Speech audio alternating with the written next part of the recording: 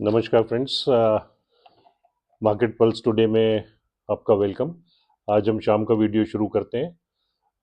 Analyse करते हैं आज के मार्केट्स किस तरह से चले, क्या इश्यूज रहे जिससे हमारा मार्केट अनस्टेबल रहा, क्या इश्यूज ग्लोबल रहे जिसकी वजह से मार्केट अफेक्ट किया, क्या हमारा ओवरऑल इकोनॉमी का रुझान है, क्या ग्लोबल फैक्टर्स ऐसे हैं जिससे हमारा मार्केट कल किस तरह से बिहेव करेगा या क्या स्टेबिलिटी रहेगी। हम एक एक करके सारी चीज़ों को देखेंगे और आपको एक ऑनेस्ट एडवाइस देंगे कि किस तरह से मार्केट को हैंडल करें। मेरा नाम संजीव माथुर है। मैं एक एक करके आपको सारे एस्पेक्ट्स जो मेरी नज़र में आते हैं और जो डिस्कस होने ज़रूरी हैं उनको मैं लूँगा और आपसे रिक्वेस्ट करूँगा कि इस वीडियो को एंड तक देखें। सबसे बड़ी बात यह है आज के वीडियो की कि मार्केट काफ़ी अच्छी ओपनिंग से शुरू हुआ। गैप अप ओपनिंग बड़ी अच्छी मिली, जो कि यूएस के मार्केट्स स्टेबल थे कल रात को। आईटी में नास्डैक ने काफ़ी अच्छा किया था। इन सारी चीज़ों को देखते हुए हमारे गिफ्ट निफ्टी की बेसिस पे गैप अप ओपनिंग हुई और मार्केट जो है 153 पॉइंट, मैं निफ्टी की बात कर रहा हूँ, 153 पॉइंट गैप अप पे खुला और उसके बाद आधा घंटा स्टेबल सा रहा, ऊपर चढ़ा और उसके बाद जो इसमें फॉल आना शुरू हुआ है तो करीब करीब 110 पॉइंट गिरा और सेंसेक्स जो है वो करीब 1000 पॉइंट गिरा। तो जो कुछ मार्केट ने गेन किया था गैप अप की वजह से वो सारा नलीफाई हो गया और उसकी वजह से ये हुआ कि मार्केट में सेंटिमेंट जो थे वो बहुत ही वेवरिंग थे। मार्केट बाद में जाके थोड़ा रेंज बाउंड रहा, सुबह भी रेंज बाउंड था, नीचे काफ़ी गिरने के बाद, ऑलमोस्ट 1% गिरने के बाद सेंसेक्स और निफ्टी दोनों, उसके बाद थोड़ा रेंज बाउंड होके थोड़ी अप कमिंग हुई, मार्केट ने थोड़ा अपवर्ड सेंसिटिव मूवमेंट दिखाया, लेकिन कुछ बहुत ज़्यादा उसमें हो नहीं पाया क्योंकि सेंटिमेंटली लोग बाग ऐसा रिस्क नहीं लेना चाहते थे कि वो घुसे और उसके बाद फिर से कोई ऐसा इशू हो जिसकी वजह से मार्केट पर गिर जाए। पिछले 28 फरवरी से जो हमारी वॉर चल रही है उसकी वजह से मार्केट में अप एंड डाउन रहे हैं। आपने भी वॉच किया होगा कि 4-5 दिन ऊपर चलते हैं, फिर नीचे आ जाते हैं, फिर 2 दिन की अप आ जाती है, फिर 3 दिन का नीचे आ जाता है। आज भी वही चीज़ रहा, गैप अप ओपनिंग हुई, कल भी गैप अप ओपनिंग हुई थी, कल भी सस्टेन नहीं कर पाया, आज भी सस्टेन नहीं कर पाया। क्या ग्लोबल ट्रेंड्स हैं जिसकी वजह से ये हो रहा है, ये आप सबको मालूम है। ये ईरान और यूएस की जो वॉर है उसकी वजह से हो रहा है। अ, जैसा मैंने परसों के वीडियो में कहा था कि टेंटेटिव डेट 16 तारीख की कल की फिक्स हो रही थी। वेन्यू या तो जेनेवा या इस्लामाबाद, दो जगह का होना था, लेकिन अभी तक उसके बाद कोई न्यूज़ नहीं आई है। हालांकि साइड की न्यूज़ आती है कि हाँ भाई नेगोशिएशंस के लिए जगह फाइनल हो रही है, लेकिन अब तक डेट का कोई अनाउंसमेंट नहीं हुआ है। कोई ऐसा कॉन्क्रीट चीज़ नहीं आई है जिससे नेगोशिएशंस का कंप्लीट हमें पता लगे कि भाई वाकई हो रहे हैं, नहीं हो रहे हैं, और क्या होंगे तो इस बार कुछ निष्कर्ष निकलेगा। Will there be any resolution to the entire war, या ये भी इस बार वैसे ही होके ख़त्म हो जाएगा। तो मार्केट उसकी वजह से, क्योंकि सर्टेनिटी नहीं है और मार्केट जो है बैड न्यूज़ को फैक्टर इन कर लेता है, गुड न्यूज़ को फैक्टर इन कर लेता है। अनसर्टेनिटी जो है मार्केट्स के लिए कभी भी ठीक नहीं रहती और यही वजह है कि मार्केट जो है अभी कहीं पे भी स्टेबल नहीं है। ऊपर चढ़ते हैं, फिर नीचे आ जाते हैं। सेक्टर वाइज रोटेशन का इस वक्त कुछ भी ध्यान देने का माहौल नहीं है, क्योंकि सबसे बड़ी चीज़ जो इस वक्त है वो स्टेबिलिटी की है कि ये इश्यूज जो वार से रिलेटेड चल रहे हैं, जिससे हमारा ऑयल इफेक्ट हो रहा है, ऑयल की रेट्स इफेक्ट हो रही हैं और डॉलर की वैल्यूएशन में फ़र्क आ सकता है, डॉलर रुपये की। इंडिया के इंपोर्ट डेफिसिट तो है ही, फिस्कल डेफिसिट, वो और ना बढ़े इसकी वजह से, ऑयल की प्राइसेस की वजह से, सारी चीज़ें बड़ी अनसर्टेन है, जिसकी वजह से मार्केट कोई भी स्टेप लेना नहीं चाह रहा है।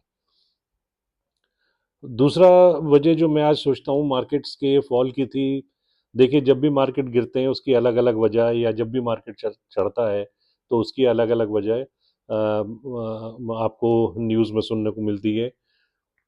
कुछ एग्जैक्टली नहीं कह सकते किस वजह से मार्केट चढ़ा या किस वजह से मार्केट गिरा, ये इट इज़ एनीबडीज गेस। जैसे आज की टाइम में we can very well understand that the market is following because of uncertainty, क्योंकि हमें लगता है कि मार्केट्स अभी यूएस और ईरान की जो वॉर है वो अनसर्टेन है, तो उसकी वजह से गिरे हैं। हम ये भी फैक्ट को ध्यान में रखना चाहिए कि आज थर्सडे थे, आज एक्सपायरी डे होता है बीएससी का, तो उसका भी इफेक्ट थोड़ा बहुत रहा होगा। कितना रहा होगा इसका तो कुछ भी नहीं अंदाज़ा लगाया जा सकता। तो ये सारी चीज़ें जो हैं, ये इन सबको देखते हुए अभी स्टेबिलिटी मार्केट में नहीं है। एफआईआई अपना अलग से रोज़ का सेलिंग कर रहे हैं, उनको इंडियन मार्केट अब आजकल पसंद नहीं आ रहा। इनफैक्ट मैं एक दिन आपको इस चीज़ के बारे में सारा बताऊंगा कि कोविड से लेके और अब तक किस तरह से सारा ग्लोबल एस्पेक्ट्स की वजह से इंडिया का मार्केट 2020 की अप्रैल मई से कोविड के डाउन ट्रेंड के बाद से जो चढ़ना शुरू हुआ, उसके बाद किस तरह से गवर्नमेंट की सब्सिडीज आई वर्ल्ड ओवर। सब ने अपने अपने कंट्रीज में सब्सिडीज ऐसी निकाली जिसकी वजह से all over the world market बड़ा बूस्टअप हो। That we'll discuss some other day. आज जो हम बात करते हैं वो सिर्फ आज के मार्केट की करते हैं और ग्लोबल इश्यूज की करते हैं। तो सबसे बड़ी बात जो आज की ये है कि ग्लोबल टेंशन्स का कोई अभी रुझान नहीं है, कोई नतीजा नहीं नज़र आता कि किस तरह से क्या होगा। इसकी वजह से अनसर्टेनिटी बनी हुई है मार्केट में। रिटेल इन्वेस्टर सोचता है कि अभी मार्केट से दूर रहो, क्योंकि अंदर घुसो और फिर मार्केट गिर जाए तो कोई भरोसा नहीं है उसका। जो बड़े इन्वेस्टर्स हैं जिन्होंने अब तक शॉक बर्दाश्त किया है, वो कह रहे हैं कि और हम इसको लेके बैठते हैं। जो मीडियोकर हैं वो उनकी रेट टच करती है या आसपास आती है तो थोड़ा बहुत लॉस प्रॉफिट अपना जो भी है बुक करके निकल जाते हैं कि भाई सेफ टाइम में फिर से एंट्री लेंगे। हर एक की अलग अलग कहानी है। सबसे ज़्यादा रिटेल इन्वेस्टर इसमें पिस रहा है, और सबसे ज़्यादा जागरूक भी आज की डेट में रिटेल इन्वेस्टर को ही रहना है, क्योंकि they are the biggest sufferers. Global tensions की हम अगर बात करें तो अभी तक कोई, जैसे मैंने कहा, रुझान कुछ नहीं पता क्या होगा क्या नहीं होगा। नेगोशिएशंस हो गई, उसके बाद भी कुछ नतीजा निकलेगा कि नहीं निकलेगा। तेल की कीमतें अभी तो 92 से और 95 के बीच में ओवर अराउंड कर रही हैं, but how long will they be stable, कितनी स्टेबिलिटी उसमें रहेगी। If there is any rupture in the agreement, in the negotiations, फिर से कीमतें ऊपर बढ़ जाएंगी। 110 तक तो पीछे पहुंच ही गई थी, वो बढ़ जाती हैं तो फिर से कीमतें बढ़ेंगी, इन्फ्लेशन बढ़ेगा, इन्फ्लेशन बढ़ेगा तो इंटरेस्ट रेट्स नीचे नहीं आएंगे, इंटरेस्ट रेट्स नीचे नहीं आएंगी तो फंड्स इजीली अवेलेबल नहीं होंगे। फंड्स इजीली अवेलेबल नहीं होंगे तो बड़ी जो कंपनी, जो जो जो कॉर्पोरेट सेक्टर है, वो लोन्स में उनको दिक्कत आएगी, एक्सपेंशन की दिक्कत आएगी।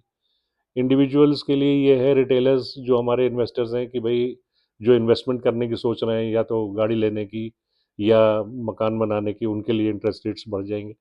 तो ये सारी चीज़ें कपल्ड इफेक्ट है, एक दूसरे से जुड़ी हुई हैं। तो बहुत चीज़ें ऑयल से रिलेटेड हमारे को देखनी है जब ये जैसे जैसे टाइम निकलता है। अनसर्टेनिटी है, अनसर्टेनिटी की वजह से सब जो है हम इत्मीनान से बैठे हुए हैं कि भाई जब मार्केट में सर्टेनिटी आ जाएगी, हाँ भाई इस तरफ की अब डायरेक्शन लेना है मार्केट को, आज ले कल ले वो बात और है, लेकिन एक श्योरिटी आ जाए। और श्योरिटी की इसमें क्या है कि जिस तरह डिसाइड होगा एकदम लीप्स एंड बाउंड से भागेगा market, but that is a time to be seen. अभी तो there is nothing in view that we can concretely talk about, और या उसके बारे में कुछ हम जिक्र कर सकते हैं। जियोपॉलिटिकल टेंशंस बरकरार रहेंगी जब तक कि इसका कोई रुझान ना निकले। अब दूसरी चीज़ आती है कि आज के मार्केट में क्या हुआ। आज के मार्केट में जो हमारा अब तक की जो रिपोर्ट्स पता है लगी हैं, वो ये है कि ऑटो और जो एफएमसीजी के सेक्टर्स थे उसमें आज गिरावट रही, जिसकी वजह से गिरावट शुरू हुई, जिसकी वजह से मार्केट अफेक्ट हुआ। मार्केट जब गिरना शुरू होता है फिर कोई भी सेक्टर अछूता नहीं रहता, बहुत ही कोई स्टेबिलिटी जिसमें हो वो रहता है, अदरवाइज सब में ही छींटें गिरती हैं मिट्टी की। तो आज का शुरुआत हुआ है हमारा ऑटो सेक्टर से और एफएमसीजी से। मेजर ड्रॉबैक आया है हमारा हीरो मोटोकॉर्प और आयशा मोटर्स से, और इधर ब्रिटानिया और नेस्ले से। टॉप से जो हाईएस्ट पॉइंट पहुंच के 1-1% गिर जाना कोई नई चीज़ नहीं है, लेकिन एक रिटेल इन्वेस्टर के लिए बड़ा दिक्कत वाली चीज़ हो जाती है। 24,000 निफ्टी की बात करूं तो 24,400 पे पहुंच गया था, और 24,400 एक इतना अब की रेजिस्टेंस लेवल साबित हो रहा है। It is going to be a very tough key resistance to be crossed in times to come, unless until the news is such कि मार्केट्स लिप्स एंड बाउंड्स भागता है। वो जब भी हो सकता है जब क्लैरिटी आ जाएगी यूएस ईरान वॉर की। फॉर द टाइमिंग अनसर्टेनिटी, जैसा मैंने कहा, कुछ नहीं कर सकते। ब्रेंट ऑयल 94, 92, 95 इसके बीच में चल रहा है। डॉलर जब से आरबीआई ने पीछे स्टेप्स लिए थे लास्ट वीक, जब से कुछ स्टेबिलिटी आई है 93 के आसपास है। तो अभी हम उस तरह से, हमारा ऑयल भी आ रहा है ईरान से, उस तरह से स्टेबिलिटी है। लेकिन जो 70 की रेट चल रही थी जब हमारी वार शुरू हुई थी, उस टाइम बैरल की रेट चल रही थी 70-72 रुपये, वो अब कहीं पे भी नज़र नहीं आ रही है। तो वो एक बड़ी चिंता का कारण है। रुपी आज ठीक है, कल क्या होगा? हालांकि आरबीआई इस चीज़ को वॉच में रखे हुए है और टाइमली सपोर्ट प्रोवाइड करती है, बट फिर भी we have to keep our fingers crossed on this. Banking defence sector जो है हमारा, और आईटी सेक्टर की अगर हम बात करें तो आईटी सेक्टर कल बहुत अच्छा किया था। वो आज शुरुआत में ठीक थे, लेकिन कुछ सारे सेक्टर गिर गए आज तो। लेकिन नॉर्मली देखा जाए तो आईटी सेक्टर हमारा अभी, जो पिछले साल तक बहुत ही प्रीमियर सेक्टर माना जाता था और बड़ी अच्छी अर्निंग्स करके दी जिस सेक्टर ने, वो इस बार एआई की वजह से कुछ ज़्यादा वो नहीं कर पा रहा, क्योंकि इंडियन कंपनीज जो हैं वो एआई में अभी उतनी ज़्यादा रिसर्च नहीं कर पाई हैं, इतने ज़्यादा अपने सॉफ्टवेयर्स नहीं निकाल पाई हैं। इनफैक्ट जो आपको भी मालूम होगा, जो यूएस की सॉफ्टवेयर कंपनीज थी, जो काम हम इंडिया को वो दिया करती थी, अब वो सारा काम एआई के सॉफ्टवेयर से हो जाता है, विच इज़ द रीज़न कि इंडियन कंपनीज आर मोर और less redundant in terms of the workforce. जो काम वो पैसे दे के इंडियन कंपनीज को कराते थे, वो आज उनका एआई एजेंट करके दे देता है उनको। So unless India gives a lot of work, puts in lot of work in the research field, जब तक कि रिसर्च बहुत अव्वल लेवल की और बड़े प्राइमरी तवज्जो दे के रिसर्च का एस्पेक्ट कवर नहीं किया जा सकता, जब तक इंडिया की ये वो ना हो कि भाई रिसर्च पे काम करना है, एआई की रिसर्च पे काम करना है, एआई की रिसर्च को बढ़ावा देना है। जब तक ये चीज़ नहीं होगी, हमारा एआई सेक्टर अभी नीचे रहेगा, और उसकी वजह से रिजल्टेंटली हमारा आईटी सेक्टर भी थोड़ा दबा हुआ ही रहेगा।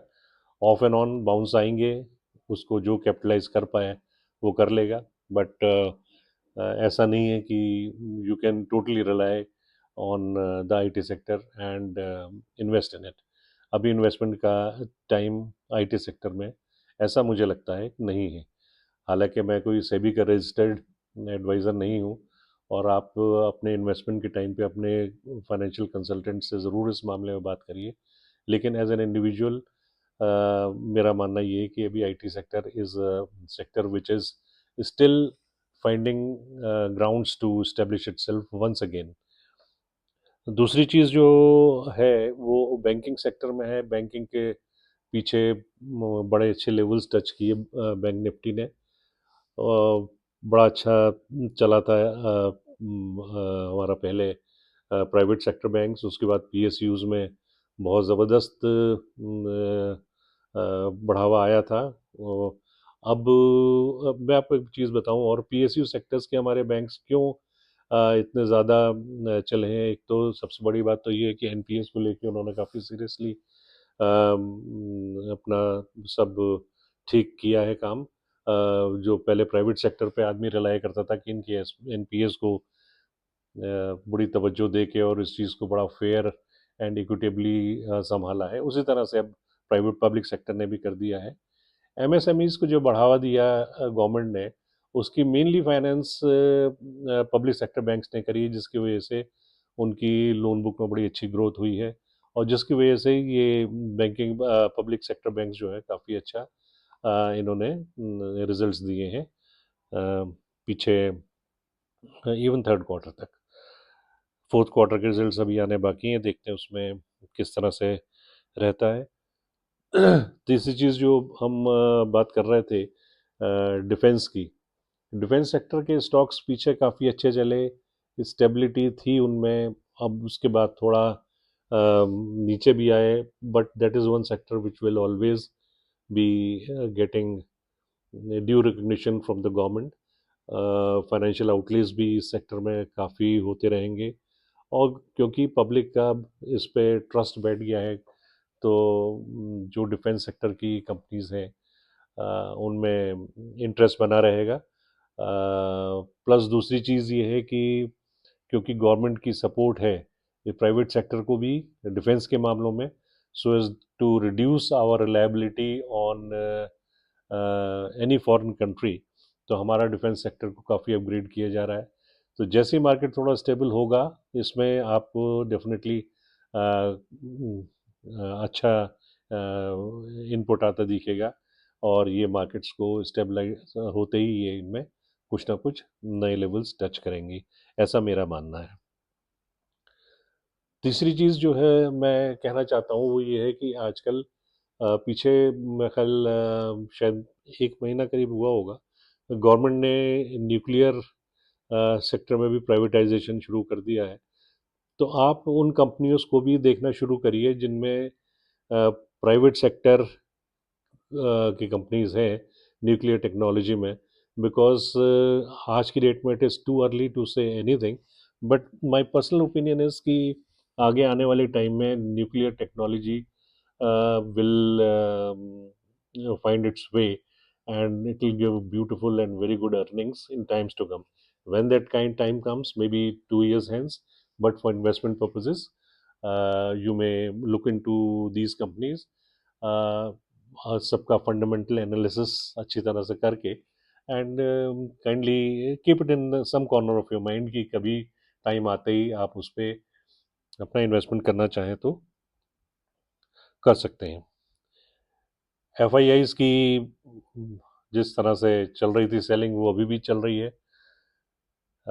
ये तो हमारा डोमेस्टिक इंस्टीट्यूशंस हैं जो सपोर्ट कर रहे हैं। तो एफआईआईज की जो सेलिंग चल रही है वो एक नई लेवल टच कर गई है। एवरीडे एक्सेप्ट शायद मेरा ख्याल मंडे को इन्होंने परचेजिंग करी थी थोड़ी, अदरवाइज रेगुलर सेलिंग चल रही है। रिकॉर्ड लेवल सेलिंग हुई इनकी मार्च में।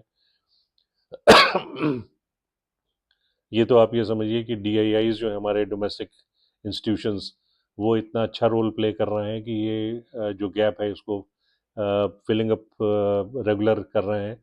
Otherwise with the level of selling that the FIIs are doing, हमारा मार्केट अब तक बहुत नीचे लेवल पे आ गया होता जब तक कि डीआईआई की सपोर्ट नहीं है। इसमें मोटी बात यह है कि जो हमारे अब कोविड के बाद से जो रिटेल इन्वेस्टर्स आए, particularly the salaried class, the youngsters, people who have gone into for S I Ps, monthly investments जा रहे हैं, उससे हमारी जो डी आई आईज हैं उनके पास रेगुलर इनफ्लो हो रहा है पैसे का हर महीने, जिसकी वजह से फंड्स एलोकेशन उनकी बड़ी आसान इजी हो गई है। उनका एक तरह से इसको कहते हैं कि हम हाथ खुला हुआ है, तो वो जो गैप है D I I F I आई इसकी सेलिंग का, उसको कवर अप कर पा रहा है। अब जो इस वक्त की जो न्यूज़ है फ्यूचर्स की, यूएस के फ्यूचर्स की, वो एट पार है या थोड़ा नीचे है। They are not in a very good shape. अभी शाम होते होते जैसे ही मार्केट खुलने का टाइम आएगा यूएस का, उस टाइम देखेंगे कि क्या हमारी क्या वहाँ के मार्केट्स का मूवमेंट है। अगर उनके मार्केट्स का मूवमेंट अच्छा रहता है तो हमारा गिफ्ट निफ्टी भी राइज करेगा। गिफ्ट निफ्टी अगर राइज करेगा तो ऑब्वियसली हमारी फिर से गैप अप ओपनिंग उम्मीद हो जाएगी कल सुबह के मार्केट में। बात फिर वहीं आती है कि अगर गैप अप ओपनिंग हुई तो क्या हमारा मार्केट उसको सस्टेन करेगा। करेगा तो कितना कर पाएगा। आज 1% गिरा, कल सस्टेन करने के बावजूद भी अगर आधा परसेंट गिरा तो हमारा क्या हाल होगा। सारी चीज़ें उस पर डिपेंड करती हैं। ऑल्टरनेटिवली अगर आज यूएस के मार्केट्स नीचे रहते हैं तो हमारा गिफ्ट नीचे रहेगा और हमारे मार्केट्स गैप डाउन पे खुलेंगे। गैप डाउन पे खुलना मैं इस स्टेज पे ये समझता हूँ तब भी ठीक है, बजाय इसके कि हम किसी रॉन्ग फॉल्सिफाइड नोशंस में सोचे कि अरे भाई मार्केट आज बढ़िया चलेगा, जैसे कल और आज हुआ। यही चीज़ रिपीट हो सकती है। तो उस केस में क्या होता है कि आदमी सोचता है, रिटेल इन्वेस्टर जिसको ज़्यादा आइडिया नहीं है वो ये सोचता है कि मार्केट जो है भागेगा। मार्केट भागता नहीं है, थोड़ी देर उनको लारा लप्पा देके थोड़ा स्टेबल हो जाता है, उसके बाद फिर वो हल्के हल्के गिरना शुरू करता है। और जब 100 पॉइंट या सेंसेक्स जैसे केस में 1000 पॉइंट अगर वो गिर जाता है तो उस वक्त फिर बड़ी दिक्कत हो जाती है। तो ये सारी चीज़ देखने वाली है कि आज रात को यूएस का मार्केट किस तरह से बिहेव करेगा। उसके बाद ही कल सुबह कॉल ले सकते हैं कि भाई गैप अप है या गैप डाउन है। गैप अप है तो अब क्या करना है, वेट एंड वॉच साइलेंटली, या गैप डाउन है तो कुछ स्ट्रेंथ है मार्केट में कि नहीं है। आज स्ट्रेंथ नज़र आई थी शुरू में, लेकिन वही सारा फॉल्सिफाइड था। बाद में सारी चीज़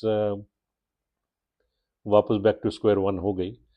तो we'll keep track of the markets, और जैसे भी होता है उसको हम एनालाइज करके to the best of our abilities will try to tackle it. और मैं आपसे फिर मिलूँगा एक बार फिर नई रिपोर्ट लेके कि मार्केट किस तरह से एक्सपेक्टेशंस रहेंगी मार्केट की। अ, मेरी आपसे रिक्वेस्ट है कि ये वीडियो मेरा वॉच किया करिए। एक बड़ी ऑनेस्ट एडवाइस मैं देखता हूँ। मैं जैसा आपको पहले भी शायद मैंने बताया है, मैं कोई इंडिविजुअल स्टॉक्स के टिप्स नहीं देना चाहता। मैं कोई मेरा टेलीग्राम चैनल या ऐसा कुछ नहीं है कि मैं आपको कुछ भी एडवाइस दूँ जिससे मेरा कहीं बेनिफिट कहीं से होता हो।